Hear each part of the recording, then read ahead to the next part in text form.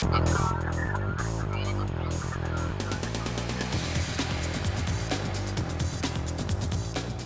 edition of MacVoices TV is brought to you by Smile, the makers of Text Expander, Text Expander Touch, PDF Pen, PDF Pen Pro, and Disc Label. Find out more and download demo versions at smilesoftware.com. Welcome to MacNotables. This is the home of the Mac experts you want to hear from. I'm Chuck Joyner, and I think it's been way too long since we had Andy Ihnatko on MacNotables or MacVoices TV for that matter. Andy, it's great to see you. Nice to see you again, Chuck. Yeah, Andy, I'm embarrassed. I think the last time we talked may have been Macworld. May have been one time in between, but you don't call, you don't write. I sit here in my little studio just waiting for the light to come on. But I guess Chuck has more important things to think about than Andy. That's all. Oh, no, we love you. It's just that you're a busy guy. I mean, you just seem to be bouncing all over the place. Since we talked to you last, you started your own podcast that seems to have a little different bent than I might have expected originally. Yeah, the whole point of the Ihnatko Almanac was that I spend so much time talking about tech on the Mac Break Weekly and other shows that this is a chance to just talk about mostly things, movies, books, TV. The central theme is entertainment that you can click on to get to, so that you can listen to the podcast at some point, go to Amazon or go to a website or go to iBooks and then download this book or check out this video or check out this movie. It's sort of the distillation of a whole bunch of conversations I have with my friends pretty much week in and week out. Andy, it's perfect because that's sort of where I wanted us to start tonight. We're seeing a lot of changes, it seems like, all of a sudden in the entertainment delivery landscape. There are rumors of an Apple television. We have a very nice little hockey puck sized device called the Apple TV that is great. You have the Roku, which delivers video in a lot of different ways. Now Eric Schmidt is making some pretty bold claims about what their version of television will be within six to 9 months. What do you make of all this? I mean, are we really seeing a complete disruption of the way we have consumed video entertainment? Not really. It's things like Apple TV and the Roku box. It's something that, I mean, you certainly are familiar with and I'm familiar with. As a matter of fact, about 5 minutes before I sat down, I was watching cable TV, but I was watching it via a box that's connected to my TV that can essentially send video from any video component anywhere in the house downstairs over Cat 6 copper cable to any other TV in the house. So these sort of things are really familiar to us, but no matter how successful these things get, at least for the next 2 or 3 years, we're talking about a huge success that is defined as it got 5 to 10% of the entire market. It's surprising how little of the real world is still moving on to digital. All we can think about is, God, when was the last time we actually held a physical CD? And yet the actual CD sales far outstrips the sales of digital content by I think the last number was a ratio of something like 4 to 1. It might even be 5 to 1. So you wouldn't think it by looking around at all the people who are putting all their music on iPhones, but still, if you want to make $1 million, the first $1 million will come from CDs. The second $1 million will come from track sales. So that's why it's interesting to sort of figure out what the economics of these internet television boxes is all about.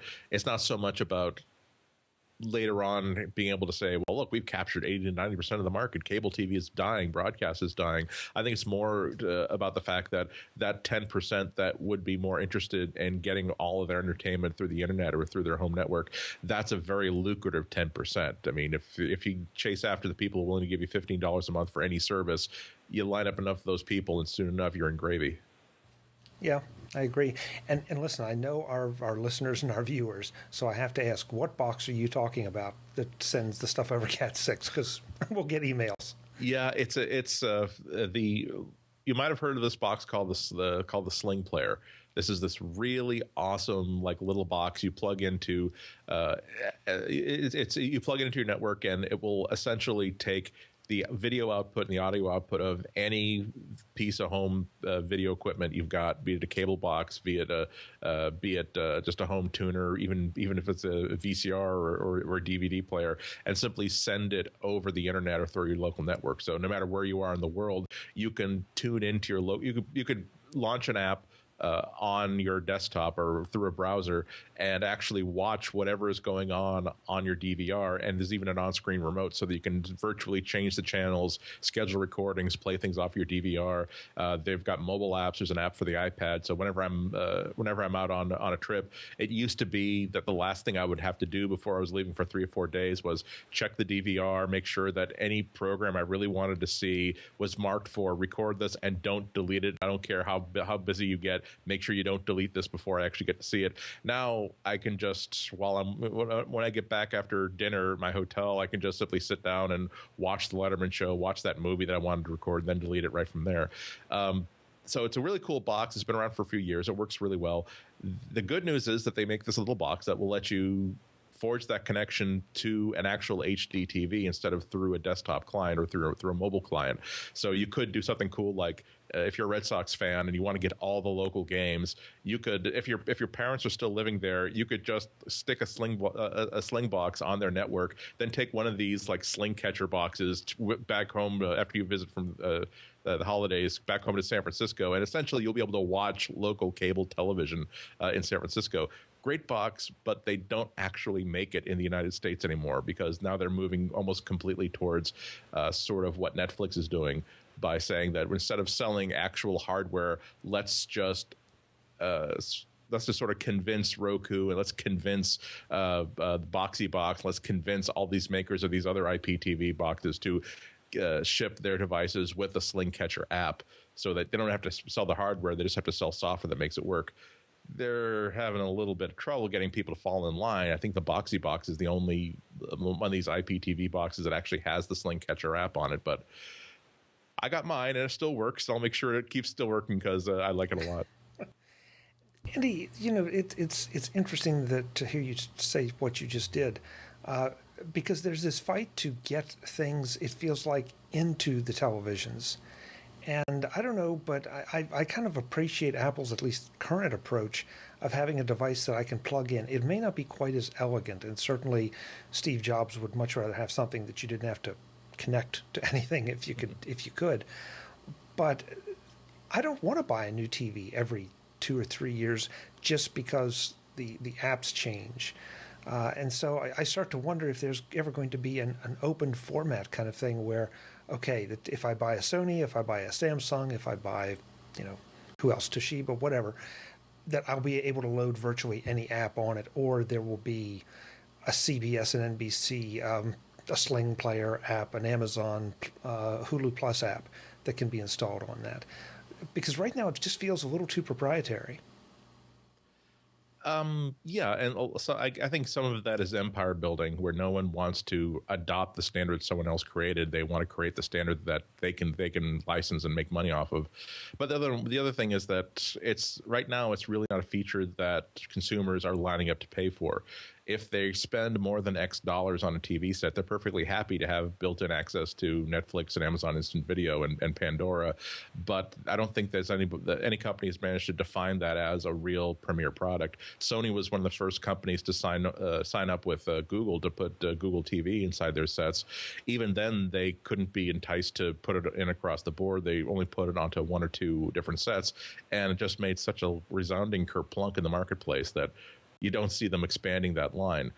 But nonetheless, above a certain price point, you see a larger and larger march of little logos on the side of the box of these different services that are featured.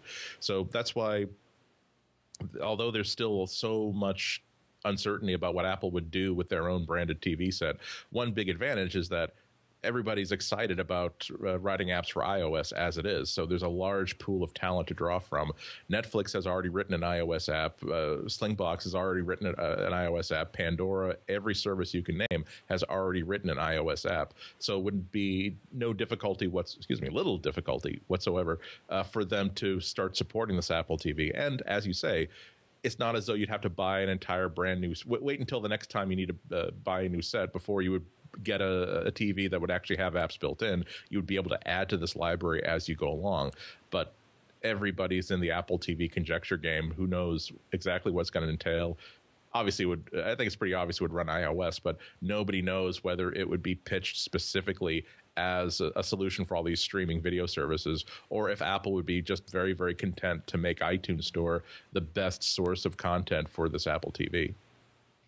Andy, what you're saying is interesting, and I've kind of ranted about this before. The idea that we're being forced into this mass consumption thing where, and I'll pick on Comcast because that's what I have here, but they all do the same thing. They make me pay a higher price for a lot of channels that I don't want, don't need, don't care about. And I swear I could cut my cable bill in half if I could just cut those channels. I'd probably buy more because now I've basically cut out everything except the very basic cable, so I have access to local weather and news and that kind of thing. So do you think this is going to force changes in the cable TV company, or do you think that it is still that 10% that you were talking about before that are becoming aware of this and sort of demanding some of these changes? It's an interesting lineup, the battle that's going to be coming up in the next 3 or 4 years, because the networks and even the basic cable channels, they would like nothing more than to let you just use a TBS app or a Turner Network television app to get all of your content from, because they would much rather take $8 a month from you directly than have to deal with these deals with Comcast and Verizon and be the third person or the fourth person down the line to get access to the money. However, there is still that problem of the people who are willing and technically able to get their television this way is such a small fraction of the people who just want some guy in a van to eventually come to their house, eventually set up a box that will eventually work, and then just simply operate things with a simple remote control. So I think that we're going to see I think the first line of innovation is going to come through the next generation of licensing and contract agreements between the cable stations and the cable providers, to give them that sort of out to say that, look, you're not going to do anything to prevent us from doing a streaming app, so that we can at least sell separate access to cable services, to mobile users or even set-top box users. You notice, for instance, that the number of companies do have their own apps. HBO has an app, Cinemax has an app, but you have to start off by entering in your login information to prove that you've actually subscribed to this channel through a local provider first. There were only a couple of different groups that have really robust iOS apps. And usually that's not for the entire channel, but for individual shows within that channel, like the Conan O'Brien show, like the Daily Show, like the Colbert Report, where you don't get the entire Comedy Central channel. You just get this one show that's smart enough to have negotiated the right to do their own IPTV, or at least to control the rights to the IPTV. So I think we're really talking about an entire generation before we get that kind of freedom or flexibility. Yeah, I keep hoping that things like Conan and Jon Stewart, that they will be some of the leaders that break this monopoly. Not because I don't think there's a value to an all-you-can-eat wide variety of things package. I just am not sure that it wouldn't benefit everyone, including the cable companies, to figure out a way to create some niches. It seems awfully easy for them to turn something on. If I say, hey, I call up and I would like this tier package. Okay, 5 minutes later, bang, I've got it. They send the signal through the cable to my box and they activate it, and boom. So I have a hard time believing that the technology's not there. It's just more a matter of policy. Yeah, of course. They could do that if they wanted to, and they wouldn't do things the way they do right now unless it were the most profitable way to do it.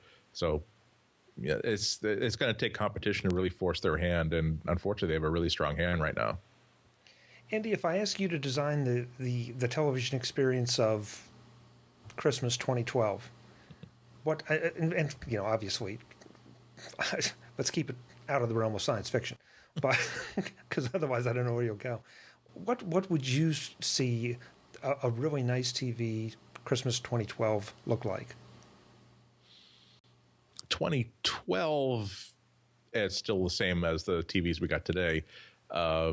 You'll be able to get the 55-inch TV for the same amount of money you were going to spend for the 42-inch TV, and it'll be probably just as good as it is this year. But I don't think we're going to see any big revolution between now and then.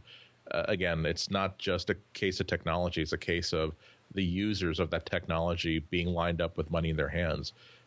The only thing that I got a little bit more bullish on the idea of an Apple branded TV set when for the first time in a couple of years, I really looked very wide and hard at the overall market for TVs right now, and some of the most popular sets being sold right now are in the $1,500-$1,600 range. The 55-inch is the sweet spot. Sharp can't keep these sets on the shelves. They're selling them so fast. So the fact that there's so many people, the fact that there's so many people who will spend that much money on a TV set at least makes it plausible that Apple could build one and make money on it. Not only that, but they wouldn't have to worry about making several different sizes of TV sets. Now that there seems to be a common size of, if you want a premium set, 55 inches, that's good, that'll do you. So I really don't see that changing so much in the next year. I would like to see new deals being struck, so that we can get access to a wider variety of content through the internet. Like so many other people, I look at how I use my cable TV box, and it is frustrating when you realize that if of the 400 channels that I receive, there are probably 200 that I never, ever touch.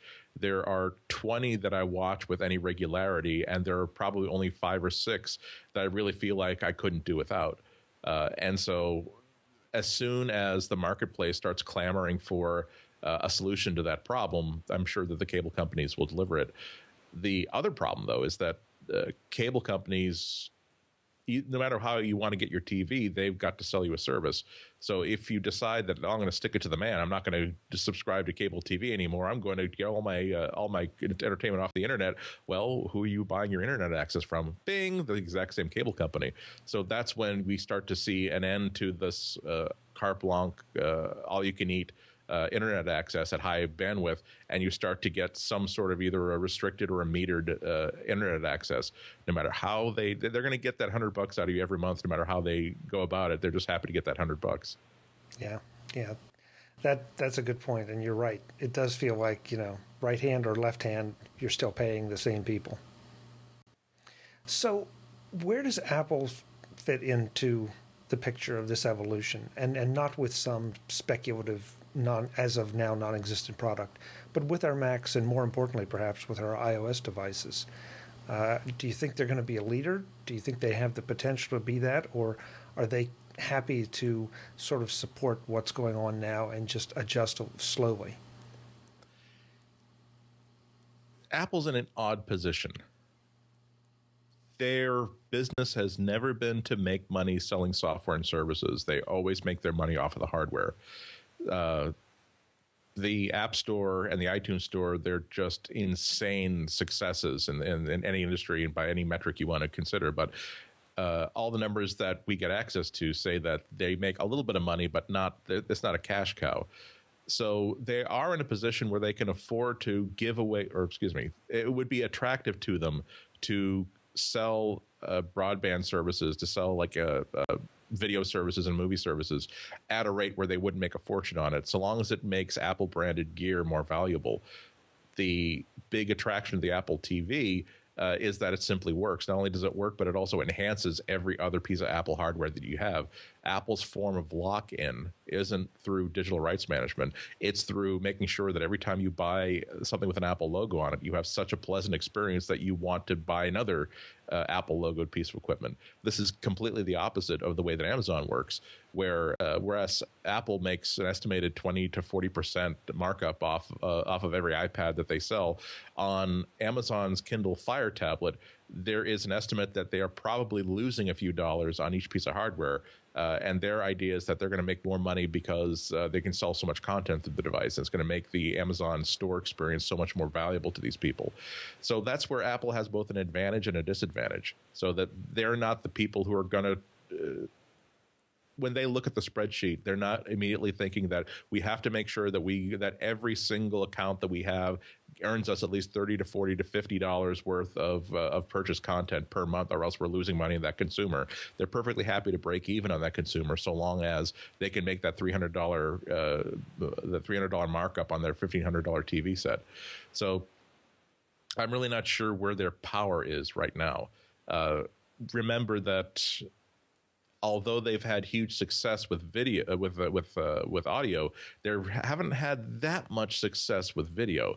And it's not because the iTunes Store does a bad job serving down video. They do a great job of it, but there's just not as many people whose first instinct is, I want to buy this movie. I know I'll hit the iTunes Store. Their first instinct is, I'll hit Amazon and buy the DVD for like $4. Why would they want to spend $11 to own it as an iTunes download where they can have a physical DVD from that? So, but this is all by means of saying that, oh God, heck if I know.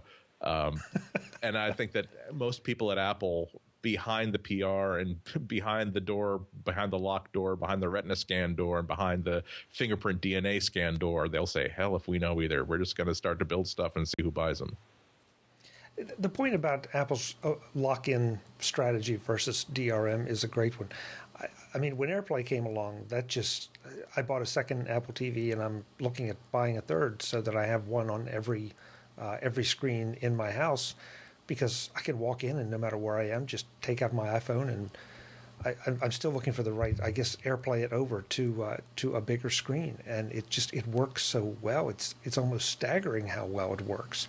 And then you add in the ability to surf on a big screen because of the mirroring, and I mean it really does start to push you into that whole post PC era, even a little farther and a little easier, not just for entertainment consumption. Yeah, that's absolutely true. This afternoon, I love the fact that it really doesn't matter so much where my music is or where my content is. I can always get it through whatever pair of speakers or whatever screen is handy. I was listening to a podcast that I was listening to it through Bluetooth speakers in my bathroom while I was showering this morning, and then I simply pressed pause after I got dressed, went downstairs in the living room, pressed play, and then it routed it to the AirPlay in my Apple TV in the living room, and that's just exactly how things are supposed to work. Google's idea is that, oh, no, you want to have everything on our central server and stream everything over the internet through our server. Nah, why bother? Why get the internet involved in things when you've got things working together so well? But yeah, AirPlay, I think when we look back a year or two from now, it might be one of those really brilliant pieces of technology that Apple put out that was just as big a player in Apple's success as almost anything else they put out in 2011 or 2010. Because you think about every single part of the experience that AirPlay can enhance. Even if you just go with the idea of Apple, and some industry analysts claim that the iPhone is actually the #1 mobile gaming platform on the market today. It doesn't matter that's not specifically a gaming platform; it just has the greatest market for games on it. And now, because this iPhone 4S can AirPlay full frame, full resolution to any HD TV I've got in my house, essentially this now becomes sort of a Wii controller and a console gamer, because I can be doing this with my phone while I'm watching this big 55-inch TV set. And that wasn't just the idea where Apple said, well, let's have a really good way that we can turn let's have the iPhone dock into this station that'll turn into a gaming system. No, they had the forethought to think, let's make sure that our operating system and everything that we're using with it has a way to share video and audio at high frame rate through HDMI really, really, really quickly. It'll enhance everything that we do, whether it's people casually listening to podcasts, watching movies, playing games, or even just using it as a presentation device. So that's a great sign that Apple's on the ball, that they can come up with these ideas and not have to shoehorn it in retroactively to make it make sense with this other project they've got going on, or this other project that really never had video in mind, but I suppose it needs to support this now, so we got to find a context via which AirPlay makes any sense to this product now. No, it's all just like one big hive, and every single thing Apple makes is a different articulation of this one big master plan that they seem to have tacked up to the bulletin board somewhere. I hope it continues to be as useful and successful as it's been, because it does not feel like a lot of these features are being added just to say, oh, we have a new feature, buy an updated version. There seems to be just a lot of thought and a lot of, I guess, a lot of usability for a lot of people. The big thing is getting people to understand just how easy it is. I mean, if there's one thing I hope people take away from this show, it's AirPlay and the Apple TV, at least for right now, because it does. You said it well. It transforms the way, again, the way that you consume content. Yeah, and it's also a signature feature for Apple. Google is the king of great ideas, great launches, and then they just sort of like boot them out to the back of the house, and if they starves to death, it starves to death. If it thrives, it thrives. Google just really isn't in the business of nurturing all the technologies that they create. There's so many times when they will introduce a really great, really interesting new feature. They'll demonstrate it. They'll even release it as a product. But then they seem to think that once you've released Google Wave or any of these other new web app features or Chromebooks or things like that, that it will just simply start to thrive in and of itself. No, you need to continue to assert that this is an important feature, this is an important technology, we're staking our company on it, and you need to make sure that you're not creating these things unless it makes sense in that larger suite of software, that larger portfolio of stuff that you're producing. It's I keep coming back to the same analogy, but only because it keeps proving to be true. I think that Apple is a really great storyteller, and they tell stories with the technologies and the products that they make. Just like if you look at a great movie like the classic Raiders of the Lost Ark, you can't point to a single character or a single scene that's unnecessary. Every single character in there has an important role to perform, an important hand in the story that's being told. When you look at a bad movie, you wonder, God, that scene just dragged on. It really was no point to it. It was a little cul-de-sac. We've totally forgot about the fact that, well, wasn't there supposed to be a gun that was sent to this house, and it's like the murder weapon, but now we don't seem to care where that is. Google is that bad B movie where at the end you're like, that was a whole 2 hours worth of time moving forward. Apple always just makes sure that everything is taut and lively. I think that most people could name every single Apple product that there is because they are so conservative about expanding their product line. You really can't say that about other companies. I can't help but jump to one other thing after what you just said. The Grand Central Apple Store that just opened. They're talking about free Wi-Fi. They're talking about how many display tables and how it's all built.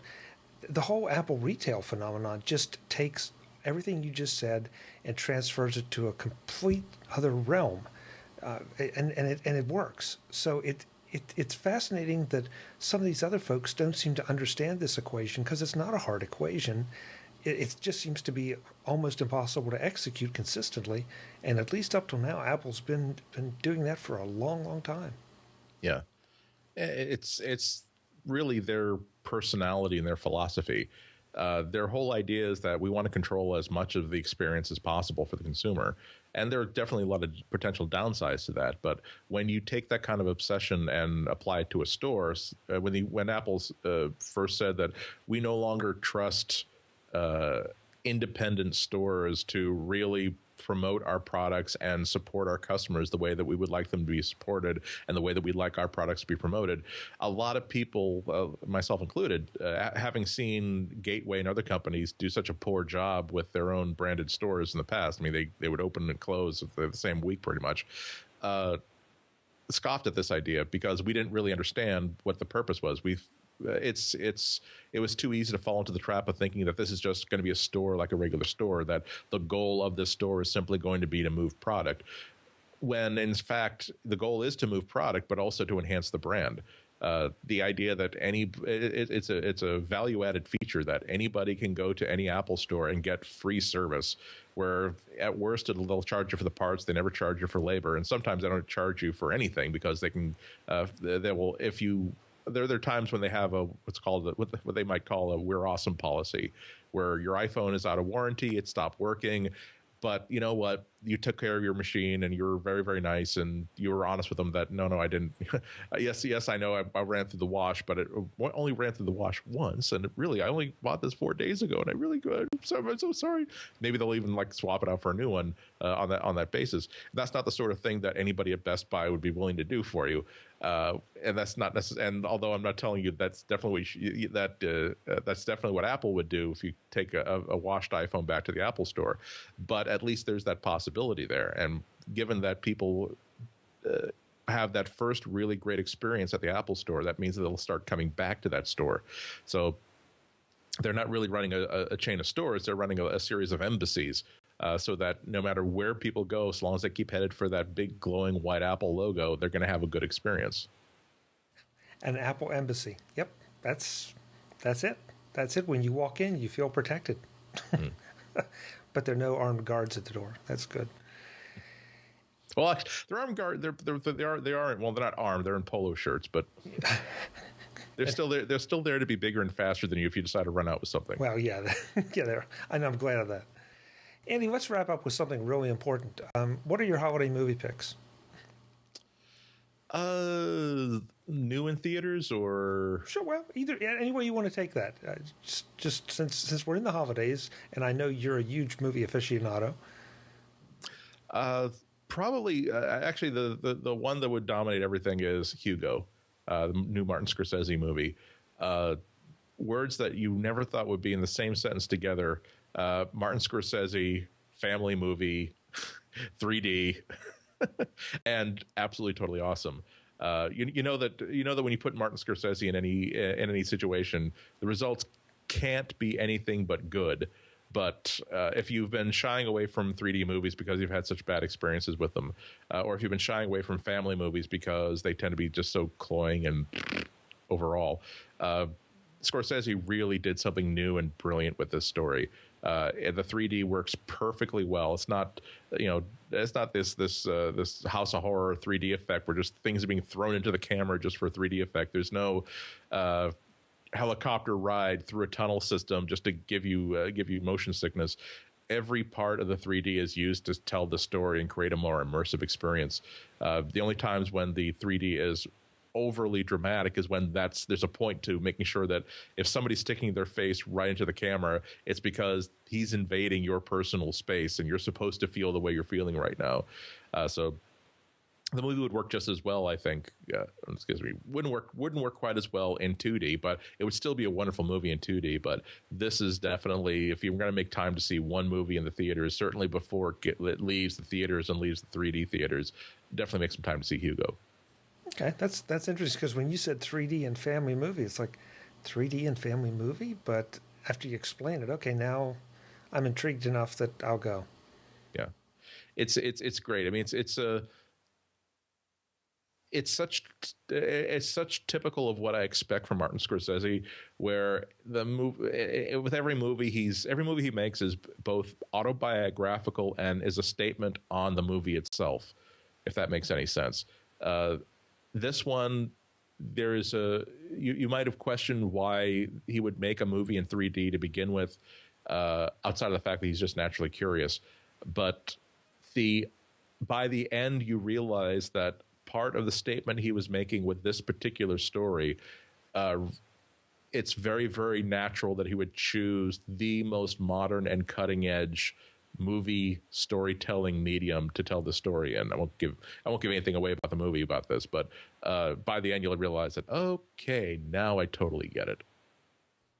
It's intriguing. It sounds, and I'm only going by what you've said, it sounds like somebody that's really using the 3D technology to tell the story and to enhance the story rather than just as an extra piece of eye candy. Right. Very good. Very good. Well, I don't even need to ask. We'll see you in San Francisco at Macworld iWorld, I assume. Probably. I have a possible scheduling conflict I'm trying to work around right now, but I hope to be. Okay, good. Well, I sure hope so, because it wouldn't be the same without you. Wouldn't be January without a trip to San Francisco. Exactly. Andy, thanks so much for the time. We're going to try to do it a little more often going forward, if that works for you, because I don't want you sitting there feeling lonely. I hope so, Chuck. Folks, that's Andy Ihnatko. He is one of the MacNotables. I'm Chuck Joyner. Please check our show notes. I'll have links in there for everything, to find Andy's new podcast, to follow him on Twitter, to follow him anywhere else he wants to be followed. Until the next time, thanks for watching.